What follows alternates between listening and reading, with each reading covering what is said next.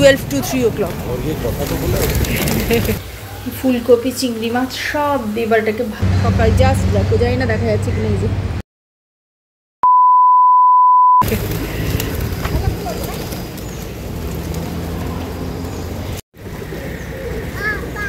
ভাল লাগছে দেখতে।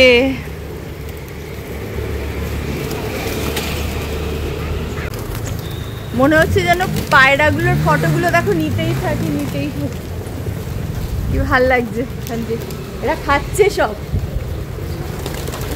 ওয়েল চলো, আর ওদেরকে ডিস্টার্ব করবো না। 9:30 বাজে।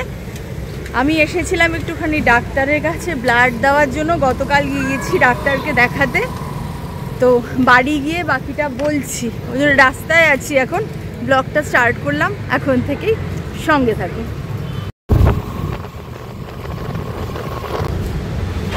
তো এখানে আসলাম, যেটা বলছিলাম যে বাড়ি এখনো যায়নি। কালকে ডাক্তারকে দেখানোর পর ডাক্তার ইয়ে করেছেন, কি বলে, ব্লাড প্রেশারটা হাই অনেকটাই। আর এদিকে ব্লাড টেস্ট দিয়েছেন আর আলট্রাসাউন্ডও দিয়েছেন। ব্লাড টেস্টটা তো করলাম এই যে সকাল জাস্ট দেখো, যাই না দেখা যাচ্ছে কিনা। এই যে ব্লাড টেস্টটা জাস্ট করে এসে এখন আলট্রাসাউন্ডও হবে দুপুরবেলা। তার অ্যাপয়েন্টমেন্টটা নেওয়ার জন্য এসেছি। কালকে ডাক্তারকে দেখাতে হবেই অবশ্যই, নয় সকালে নয় বিকেলে, কেননা ডাক্তার পরশুদিন চলে যাচ্ছেন একটা কনফারেন্সে। তো ওই জন্য আজকেই আলট্রাসাউন্ডটা করতে হবে। মেডিসিন তো স্টার্ট হয়ে গেছে কালকে থেকেই। কালকে আমি এই ব্লগটা ভেবেছিলাম শুরু করি, জাস্ট পারিনি। মানে তীব্র পেটের যন্ত্রণা, তীব্র, ঠিক ওই বেবি বার হওয়ার সময় যে একটা সেই অ্যাম্বিকাল কর্ড খিচে ব্যথা আসে না, নাড়ির টান বলে, সেরকম সাংঘাতিক। মানে উঠতে পারছিলাম না, অনেক কষ্টে। সেটা নিয়ে আমি গিয়েছি কালকে ডাক্তারের কাছে, যে যদি মানে আমি না যাই, রাতুলকে পাঠালেও অতটা বুঝতে পারবে না স্বাভাবিক ব্যাপার, মেয়েলি ব্যাপার। যাই হোক, সব হয়ে গেছে। এখান থেকে অ্যাপয়েন্টমেন্টটা নেব দুপুরের, নিয়ে তারপর চলে যাব ঘরে গিয়ে যথারীতি রোজকার কাজকর্ম আছে। প্রচণ্ড উইক লাগছে। চল কন্টিনিউ করছি। হয়ে গেছে 11:30 অ্যাপয়েন্টমেন্ট নেওয়া হয়েছে আজকের সকালবেলায়। আর তো এখন বাড়ি যাই, আগে ফটাফট অন্য কাজগুলো নিপটাই। চায়ের ব্রেকফাস্ট হয়ে গেছে, মেয়ে তো ঘুমোচ্ছে, অসুবিধে নেই। আগে বাকি কাজগুলো টুকটাক করে এসে আমি আসবো আবার ব্লাড দিতে, আলট্রাসাউন্ড করতে। মাঝখানে একটু ডাব কেনার জন্য আসলাম, ডাবের মালাইটা একটুখানি রান্না ইউজ হবে। শিম আছে ঘরে মোটা মোটা, সে শিম পাতুরি দিলে ভাল লাগে। আর জলটা আমি এখন খেয়ে নেবো। এই যে এটা নীলা, এটা পেলাম। মানে একদম মোটা ছিল না, মাঝারি সাইজের। এগুলো না প্রচণ্ড টেস্টি হয়, একদম মিষ্টি মিষ্টি হয়। আর জলটা পুরো ঠান্ডা ছিল, জানো তো। চলো একদম অল্প করে একটু সবজি আনা হয়েছে। এই ফুলকপিটা কলকাতার, দেখো এটা নিয়েছে 40 টাকা বললো। এটা খুব ভালো হবে, আলাদা আলাদা ফুল দেখে বোঝা যাচ্ছে, টেস্টি হবে। শিম, এটার জন্যেই মেনলি আমি এটা আনলাম একটু। তবে আজকে করতে পারবো না, একটু লাউ, একটু কুমড়ো ফুল আজকে অল্প পেয়েছে। এখানে একটু ধনে পাতা আর আদা, পেঁয়াজকলি। আজকে বানাবো পেঁয়াজকলি, ফুলকপি, আলু।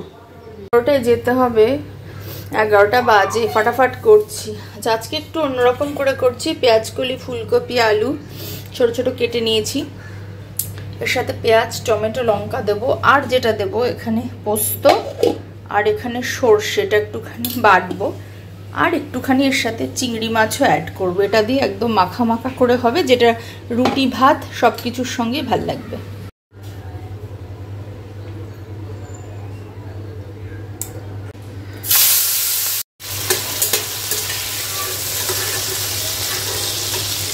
চিংড়ি স্পেশালি আমার মেয়ের জন্য। এই চিংড়িটা দিলে ওর কি হয়, ও খাবারটা খেয়ে নেয়, নাহলে ওর জন্য আমাকে আবার আলাদা করে কিছু বানাতে হবে। কারণ খুব একটা বেশি ওই পেঁয়াজকলি সবজিগুলো খেতে চায় না। চিংড়িটা দিয়ে দিলে তখন খাবে। আর আমার এখন যে শরীরের অবস্থা, অতটা খেপেও আমি পারছি না করতে আসলে।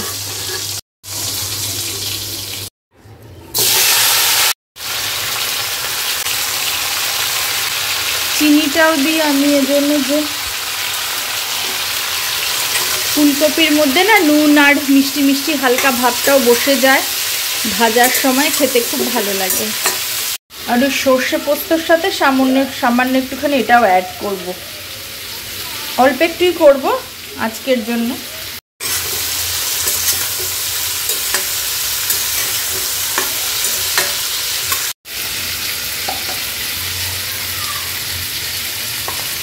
আর একদিন একটুখানি শিমে দেব, এইটুকু হয়ে গেছে ভাজা ভাজা হালকা।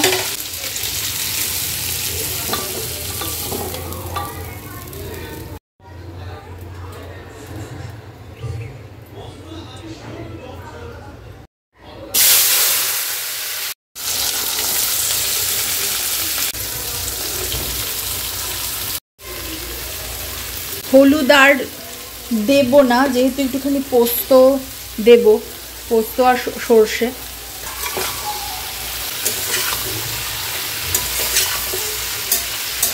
আর ওই চিংড়ি মাছ, ফুলকপি ওইগুলো তো একটু দিয়েছি হলুদ, তো সব মিলিয়ে হালকা একটা রং এসেই যাবে।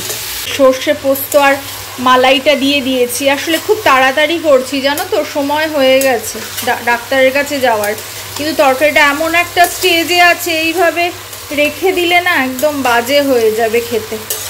ওই মশলা ধোয়া জলটা ওপর থেকে দিয়ে দিলাম।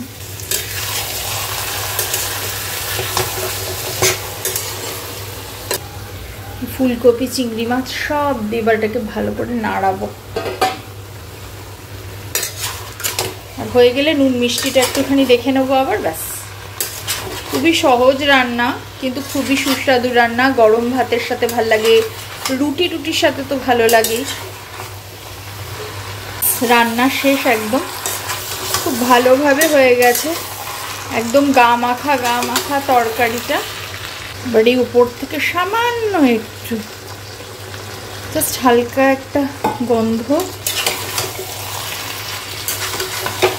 সর্ষে আর পোস্তটা দিয়েছি তো এই কাঁচা তেলের গন্ধটা না গরম ভাতের সাথে খেতে ভীষণ ভালো লাগবে। গ্যাস বন্ধ, ঢেকে দিলাম।